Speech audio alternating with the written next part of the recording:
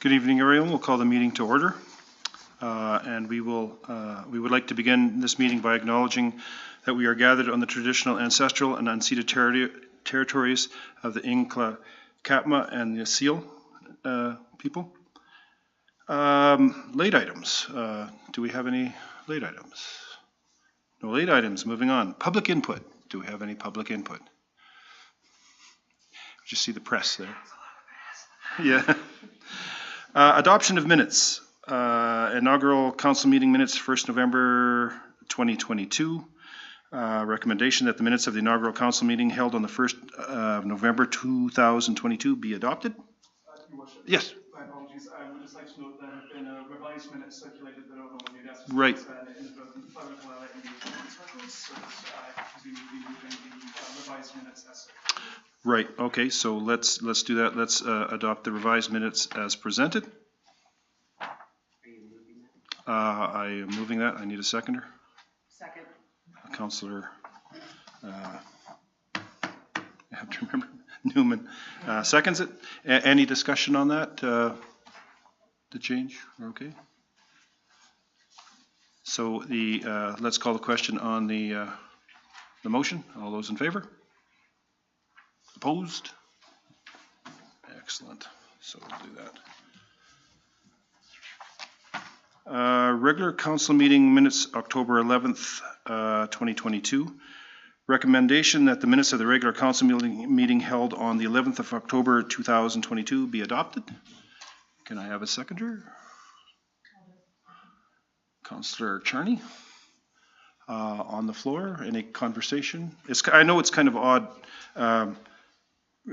accepting the minutes of somebody else's council, but it's a little different to do, but it's just the way that it goes. So any discussion on that? If not, we'll call the question. All those in favor? Opposed? Good to go. General matters, delegations and recognitions. We don't have any. Then we will move on to unfinished business. The acting mayor schedule 2022-2023. Under section 130 of the community charter, council must designate a councillor as the member responsible for acting in the place of the mayor when the mayor is absent, otherwise unable to act, or the office is vacant. Under Merritt's procedural bylaw, this is indicated by month. Traditionally, the acting mayor position rotated through all the members of council in 2-month intervals per year. Council can, however, appoint any member for any length of time. An acting mayor is not required to remain in the community in case of the mayor's absence, and if neither one is available, then council can choose a replacement from among themselves. But Councillor Olgin indicated that he will not be available during the 2 months he was assigned when the 2023 calendar was created by alphabetical order. As such, the item was deferred to this meeting. Council could appoint any combination of councillors to the combination of months. Staff strongly recommend that if the 2023 schedule cannot be made at this time, an appointment is made for the remainder of the 2022 in order to meet statutory requirements. So this comes back to us because we were unable to get someone to switch. So Mr. Lois, do you have anything that you would like to add to that? Thank you, Your Worship. No, nothing in particular to add to that information. The report that Ms. Brick wrote for the last meeting is attached to this agenda as well, which was, so there were 7 different 2-month periods to take us through to the end of 2023. Obviously, the July-August to 2023 section was what caused you an issue last time, so we would just hope that at this point we would be able to appoint some combination of acting mayors through to the end of next year. As I said, we would traditionally have rotated through all members, but that doesn't necessarily have to be done. We just need to have somebody nominated for all times. So I guess I would ask if anybody's had a change of heart. Councillor Hogan.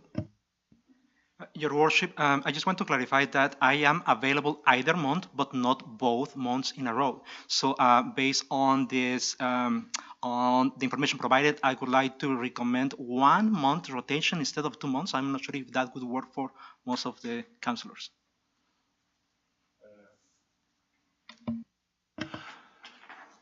Are you making that a motion to go in that direction? That's what needs to be done. Yeah. So just, I'll hand this to Mr. Lois because this is all new. We're really supposed to have the motions in writing before, so I'll see if that happened. It's always most helpful in writing, but we will always also do our best to help you if that's not available for whatever reason. So I believe the proposal that Councillor Olgin intends to move is that pursuant to Section 130 of the Community Charter, acting mayor appointments for November 2022 to 2023 be made in alphabetical rotation from November 22 to December 2023. And then we would actually figure out what that is, but that would mean that that would get you all the way through to the end of next year using 1 month alphabetical rotation. Councillor. I'll second his motion. It's on the floor if anyone has any conversation they'd like to have. I think that by having only 1 month at a time, that will create problems. I would suggest that if you have your 2-month appointment and there's things that you can't do because of family vacation, I would try and alter that, because trying to have somebody, a new person every month, I think is going to be confusing. I think it's difficult to plan for things. I think as it is, having 2 months at a time is a reasonable amount. I don't think we should go to 1 month. I think it's going to create problems. So I would not support this motion. Thank you very much. Anyone else? I just want to add that if we follow that proposed schedule, so I will be landing on the same months every year for the 4th term. Good to know.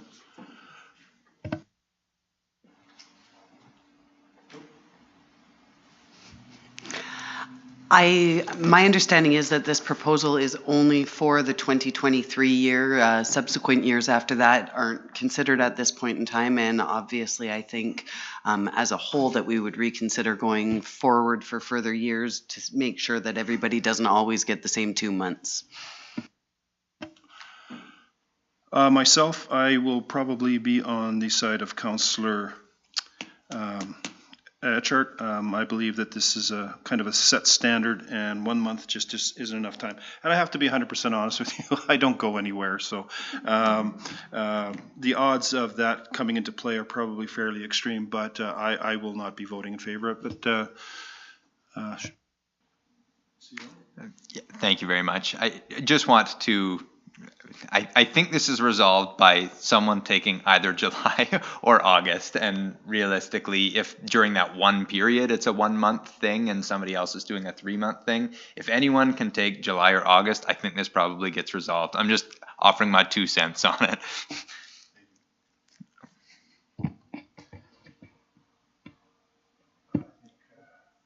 Mine's on. I think Councillor Etchart, you were in first here. I would volunteer to take a month. If anybody can't do a certain time, I don't mind if in the off chance that you're away and, you know, it's fine personally, but I'm not excited about having it 1 month because I think it'd be easy to miss. That's all. Thank you. Councillor Egan? I would just say that for myself personally, I'm really not available in July or August. I don't mind doing a month for somebody else or the odd day, but July and August are fairly busy for me and my business. So I have to vote against this. Thank you. Mike? Councillor Charney? I just want to understand, on your 2 months, do you have to be in town the entire time? No. You do not. It says right No. here, an acting mayor is not required to remain in the community in case of the mayor's absence. I'll switch with Manuel then. Well, we already have one councillor who's already offered, which is Councillor Etchart. Do you both want to be alternates in case something happens with them? Okay. Let's see what Councillor Newman has to say. Hold on. There's already a motion on the table, so I think we'd have to defeat the original motion and then make a secondary motion. Okay, so the motion on the table was to get someone to change. So actually the motion was to, yes. Any more discussion on the motion for the 1 month period? Not seeing any, I'll call the question. Those in favor of changing it to 1 month from 2? All those opposed? New motion. Motion's defeated. New motion. Councillor Etchart, would you like to? I would volunteer to take the month of July or August as an alternate, as needed or requested. Thank you.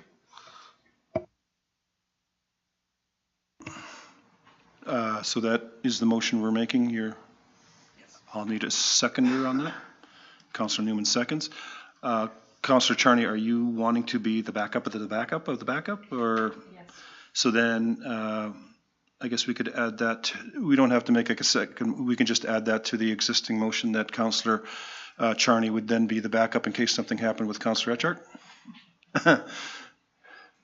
We don't actually set things out that far. Okay. We'll find a way to make things work. Okay, so all those in favor of the change? For which change? Oh, sorry. The motion as presented is Councillor Etchart would be able to fill in case Councillor Olgan is not here with the backup of Councillor. Yes.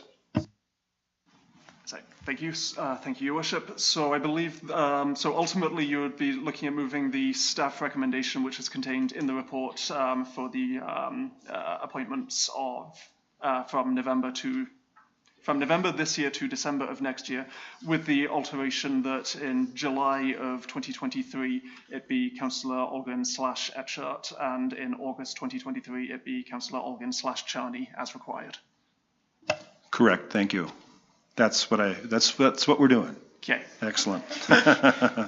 Got to bounce some of the If rest this up. solves your problems. Yes. Do we have a seconder for that? Charney. Any other discussion? All those in favor? Opposed? Carried. Yay.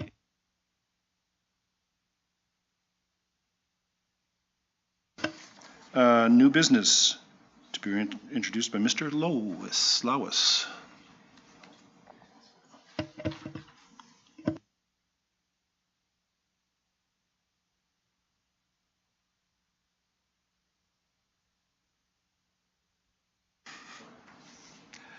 Thank you, Your Worship.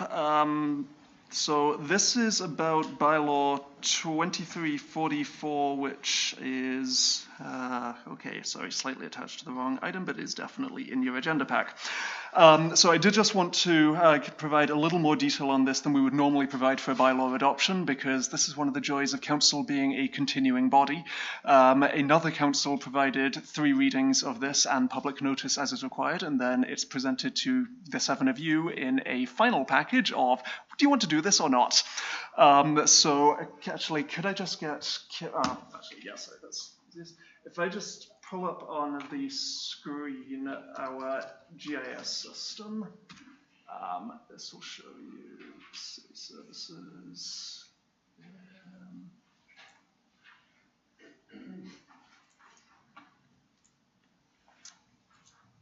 So essentially, under the legislation that we're set up under,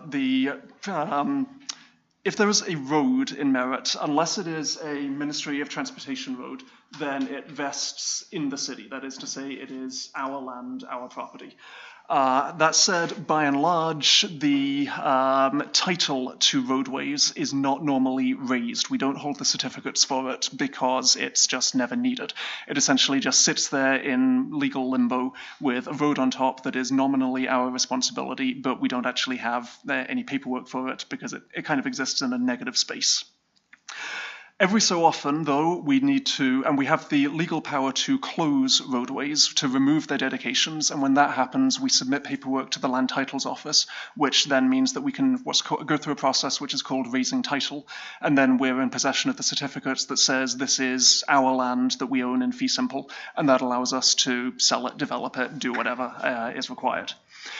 In this particular case, there is a roadway, so what's up on the screen there in front of you, there's, as you'll know, as you come into Merritt from exit 286, there's that very large portion of land, which is just grass adjacent to Nicola Avenue, right before right as you start to come down the hill into town.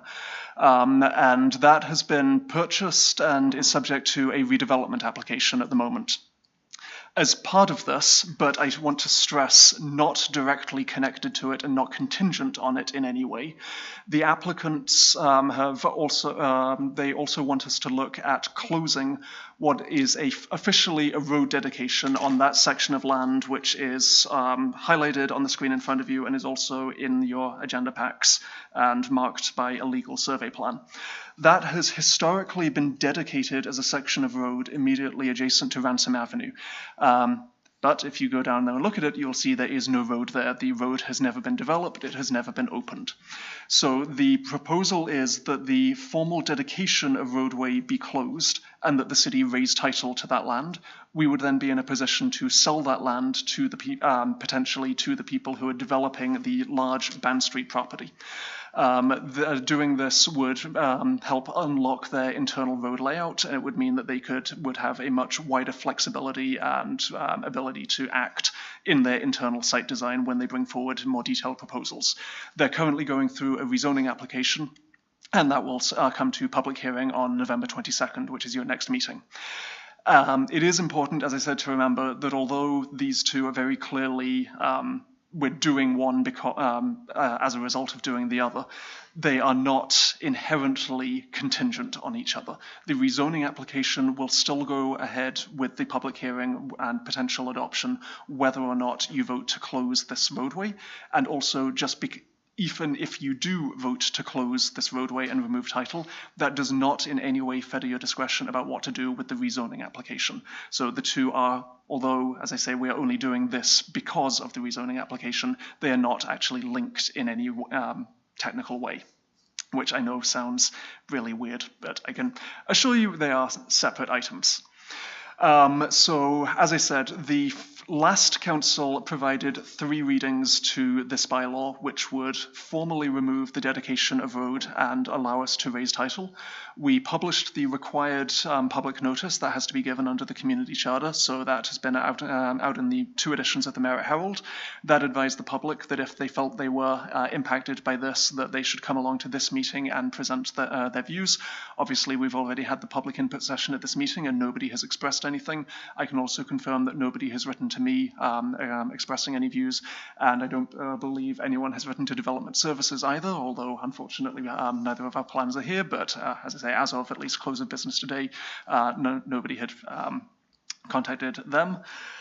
So at this point, we are proposing that you adopt the road closure bylaw, which would then enable us to raise title and offer the land for sale. So that's where we are with this. Subject to a future council. Subject to any future resolution to actually sell it. Yes, obviously. At this point, the only thing we're proposing is that you officially close the land, close the road, and we would then, as I say, raise title. That would mean that we were free, or you were free to take further decisions. It would not in any way bind you on future decisions. The only thing this is a decision on is whether or not to remove this dedication of road, which has never been opened as road. So as staff, we believe that's logical. It is not functioning as a roadway, so it is not fulfilling its intention as was made when the subdivision was put in. But you do, of course, have the discretion to decline if that is your will. So if you have any questions on that somewhat complicated thing, I am more than happy to take them. Thank you, Mr. Lewis. Councillor Egan? I would just like to know exactly where this is. I know it says Merritt Princeton Highway, but it's, like I was saying earlier, it's nondescript because there's a lot of PIDs and. So that's where the legal survey plan, which is attached to the bylaw. I know they're not always the easiest to read. And then we've got the GIS up on the screen there. Would a Google Maps image, say, be more helpful at all? Just turn on the ortho layer. Yeah, that's scroll out and turn on the ortho layer. Okay. All right. There's kind of a path that goes through here, through that field. Is it just a big field? Yeah, it's a big field. It's like Okay. a section of here's Ransom, there's two houses, and then there's it's right there. So and then, yeah, just a big field, but there's kind of a walkway through here that takes you down the back of the street. Okay. So when we zoom out here, the portion that we're talking about is, I'm gonna have to redraw it.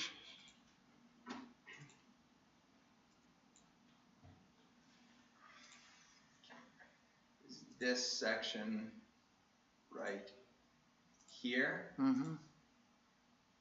Got it.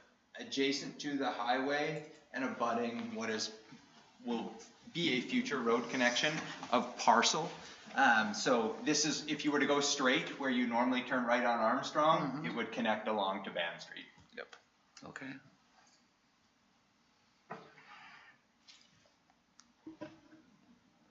You okay with that, Councillor Egan? Yes, thank you. Okay, thank you. Councillor Newman? My question is, who originally made this recommendation? Like, did it come from a council end or a development end? Do you want me to speak to this? Please. Yeah. So the request was made by a developer. So where this sits, and I'm going to provide a bit more context on the development because it's going to come forward at rezoning anyways, and I get that it's not tied to this decision, but for this story to make sense, you have to understand that. What they are proposing to do is extend, or in order to make this work, is extend Parcel Avenue. And in order to get into the property, they would have to go through what is functionally road dedication currently. And so their whole kind of development proposal is somewhat predicated on gaining access to their own parcel off of parcel, which makes things, the double parcel there. And so for them, they have developed a plan as if they were going to be able to build on this portion as well to be able to connect access to this. But for them, they said, hey, it doesn't make any sense for us to go forward until we know whether that is or is not a possibility or not. So the request was made to determine whether council would be interested in closing that parcel, potentially transferring that, consolidating it with their broader parcel so that it can form part of their larger subdivision plan. So it was initiated by the developers and as indicated, approved at first 3 readings by the previous council. Thank you very much. Just one question, I guess this might be to Mr. Lewis. Usually when we do something like this, there's a letter that goes out to somebody within a certain diameter. Is that the case here? Or was that done or not done, or does that not call for it here? In development services, so we've got the development procedures bylaw, which requires if there's rezoning applications, for example, or OCP changes, that letters would be sent out to people within 30 meters of that location. I believe in this case, the only statutory requirement was to consult with to provide the public notice in the newspaper, and which we did, and also the notice on our website, and also a requirement to consult with anyone whose utilities cross the property. An inspection and some very careful measuring determined that there were no utilities crossing the property, and therefore, there was no consultation done with those. Any other questions? So, correct me if I'm wrong here, Mr. Lewis, but the motion is to adopt the road closure bylaw as it's been presented to us? That's correct, Your Worship. Can I get a seconder on that? Councillor Etchart? Any further questions? Everybody's got exactly what they want? Call the question. All those in favor? Opposed? Carried at this time. Thank you.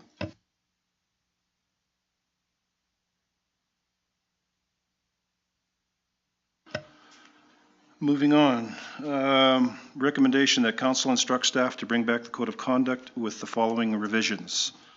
Content to be determined by council discussion. Mr. Can you let us know what the revisions are, please? Oh, sorry, I'll need a seconder, please. Oh, hold on a second. So, Your Worship, this is the code of conduct which has been circulated to you all separately and is also attached to this. There's a statutory requirement for all councils who have already adopted a code of conduct, which Merritt has, to consider the prescribed principles for codes of conduct, which are mainly the things you already recited in your oath of office at the last meeting, but to, when considering those principles, decide whether or not you would like to make any changes to that, the existing code of conduct. So the staff recommendation at this point is essentially that you discuss amongst yourselves in this meeting or at any other time, or if rather in any other formally constituted meeting, changes that you would like to make to the code of conduct, and then to if you would like to not make any changes, then you could instruct us. You could resolve not to make any changes, or alternatively, if you would like to make any changes, then you could instruct staff to bring back a revised code of conduct with those specific changes that you would like. There is at least one staff suggestion in here that we have observed the code of conduct does not have any procedure or method for complaints or allegations to be made in it, which then can cause problems if a person feels that because the ideal behind the code is that it is at least largely self-enforcing. But if a person, if an elected member believes that someone else is in breach of the code, we say, for example, that they will have 2 weeks to make their defense, but we never say how any accusation should be made, how any hearing should take place or whatever. So that's the kind of thing which we have observed is missing in this current code. You do not have to fix that if you believe it is adequate as it is, but we would like to give you this opportunity to discuss in public what you think of the current code, if you think it has any shortcomings, if you would like to be reviewed in specific areas, and then to instruct staff accordingly. So hearing that, do we have any, let's open it up to see what people have to say. Anyone? Councillor Charney? So I understand that it's, the process is there, but how to carry it out is so being simplistic, could the CAO and one elected official meet with the person in question and have something written afterwards that, you know, this conduct is not acceptable and here's what we're expecting you to do? That's fairly simplistic, but I don't know, go from there. So I think the beauty here is you don't need to have the answers for what to do about this at the meeting. What we would love to hear is if there's specific direction, if you think something needs to fill that void, we'll go take a look at what the best practices are and bring back specific recommendations to fill that void. There's a whole lot of case law on procedural fairness that we're ultimately going to pretty much poach and bring forward for how it is that you would levy a complaint about something, what the opportunity to provide a rebuttal to that complaint is, what the probably a closed meeting hearing would look like of council to address that, what the process would look like there. So it could be what you are saying. I don't want to naysay it, but I think that if you do see that as a problem, all you really need to do here is to highlight, let's make some revisions to this. We would propose some revisions at a future council meeting. You'd tell us whether they make sense or not. Thank you. Anyone else have any concerns? I do. Councillor Egan. I would just like to suggest that we do look and see what other communities are doing, if in fact that there are certain breaches of conduct, because as we were discussing earlier, at informal discussion, there might be ways, I mean, obviously there's no way to handle, the principles are there, but there's no procedures in place to handle certain breaches of conduct.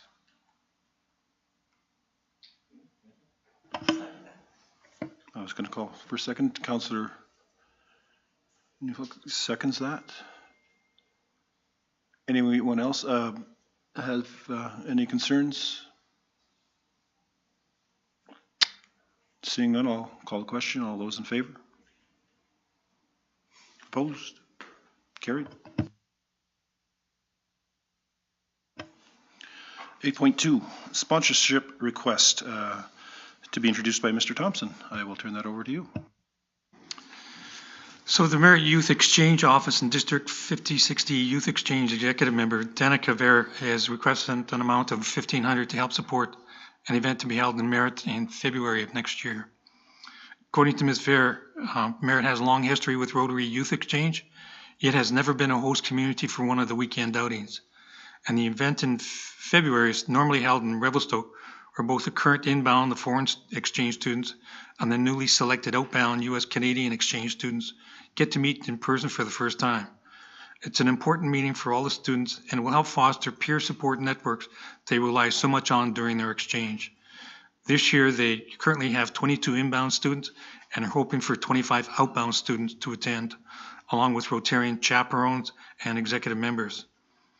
With the Indigenous reconciliation being in the forefront of conversations, and Merritt having such a diverse Indigenous history, Ms. Fair suggested it would be opportune to take advantage of this and provide our exchange students with this experience. Ms. Fair has been working with Sue Sterling Bew, a past Rotary Youth Exchange student and Rotarian, and they have created an evening plan of Indigenous experiences. They plan to have 3 elders come, share their stories, and talk about the importance of smudging, including hopefully having the students make their own smudge pack bundles to take home. Drummers and dancers will also be in attendance to talk about their importance and teach the students a dance they can take back to the district conference in the spring. The Rotary Exchange program has no outside funding sources, and all costs are covered by the students either directly at the event or through their exchange fees they paid at the start of their exchange. Some students are not able to attend all the Rotary outings due to the prohibitive costs on the exchange, and Rotary feels this is an important event and want to ensure all students are able to attend. As such, they are requesting funds to help offset the cost being passed to the student to attend this event. And the $1,500 would help cover the cost of the guest speakers to this event and a possible make-take for them to bring home. So Council has the options to choose to approve the sponsorship application for $1,500 from the Council Contingency Fund, request to decrease the amount of the sponsorship, or reject the request of the sponsorship. Currently, Council has a balance of $7,590 in the Council Contingency for 2022 that can be used to fund this request. And to date in 2022, Council has approved a $2,500 sponsorship for the Pro Rodeo and $1,400 for the Senior Girls Provincial Volleyball Tournament. Thank you very much. Thank you for the report. So recommendation is that Council approve the sponsorship request for the Rotary Youth Exchange for $1,500 from the Council Contingency Fund. Can we get a seconder? Councillor Egan? Any discussion? Oh, Councillor Hogan, hold on. I just have a question regarding the council contingency balance. So is that up to until December 31st, or we're talking about That's March? until December 31st. So that's what we have. Okay. Thank you. Any other questions? All those in favor? Opposed? Carried. Thank you. Moving on, notices of motion. Anyone have any notices of motion? Seeing none. Reports from council. So I guess what we'll do with reports from council, this is just what, even though we've only been in about a week, maybe we'll just do a quick round the table just to find out what everybody was up to. We'll start with Councillor Paul Petrozzi.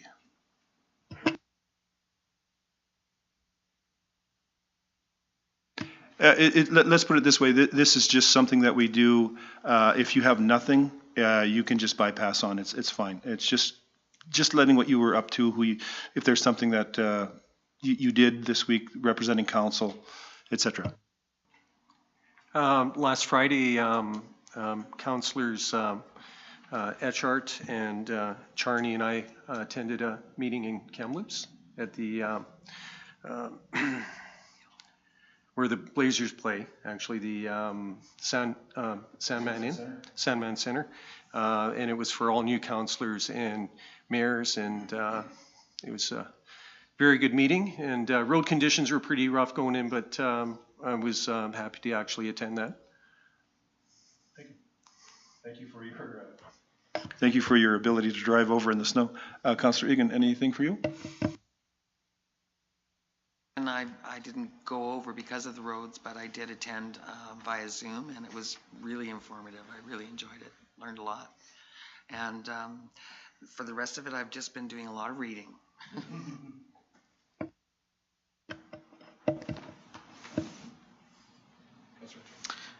Well, last week, as Councillor Petrozzi already mentioned, we got to have a nice review or new session with the different members that were there. It was nice to see some new faces and some existing faces, and I accidentally forgot to introduce our CAO in there, but he didn't notice, so that's really good. Sorry about that, Sean. And also the day before, we got to see the introduction of the Olympic Villas, which was really nice. They had the opening, and that was great for us to be invited. So that was great, and just other things in the community keeping busy. So thank you. Councillor Newman, anything?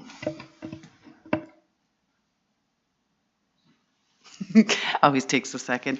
Again, the Olympic Villa opening was really great to go and actually finally get to see inside the building. I know a lot of residents have been interested, and I know it would be great to get out in front of a little bit of miscommunication about the residence itself being an affordable housing unit. I know there's been a lot of discussion on the online community that people were under the impression that it was an affordable housing unit. So it would be nice to get a little bit of clarification in front of that. And then also, I've been attending the country Christmas meetings for the upcoming parade. And I know the group that I'm just there observing, but I know the group that is spearheading that has been putting a lot of man hours into it. And they generally meet every Thursday at 6 o'clock downtown. So I will continue to do that in my best ability. Thank you. Councillor O'Geen. Yeah, so I also attended the orientation session via Zoom, so I was unable to make it, to drive to Kamloops. I joined the other councillors to the grand opening of the Olympic Villas, and I have the opportunity to meet with the Nicola Valley Shelter Society to understand more about the homelessness situation here in Merritt. Councillor Charney. I also attended the opening of the Olympic Villas, and I went to the conference on Friday. It was very informative, really enjoyed it, and thank you, Adam, for driving me over.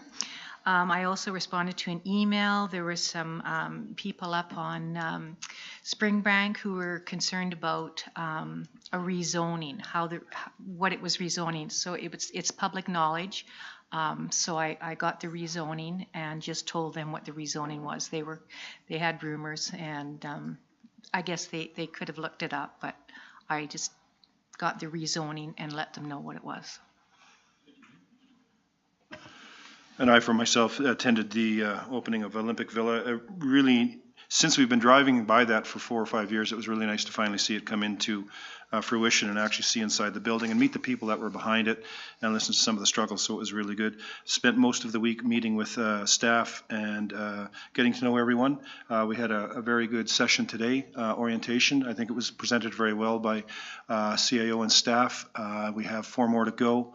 I think it's fantastic that it's being done like this. When I first came in, I was sworn in, given a key, and shown which way to open the door, and that was it. I didn't know anybody from anywhere. So I'm really, I would like to say thank you to the staff and the CAO for getting that available for us, because that is very important that we know who all the players are, and it gives us the confidence and who we need to talk to get things done. So anyways, thank you very much. Information items. These are in your packages. Is anything in there that anybody wants to talk about? Or we have a letter from Premier Horgan, or ex-Premier Horgan. We have a report on the 2022 general local election. And then we have a letter from the Yellowhead Highway Association, who we will see a lot of over the next little while. We always see something from the Yellowhead Highway Association. Anybody have any questions about what was in the package? We're all good? Okie dokie. I will call the meeting to close. Thank you very much.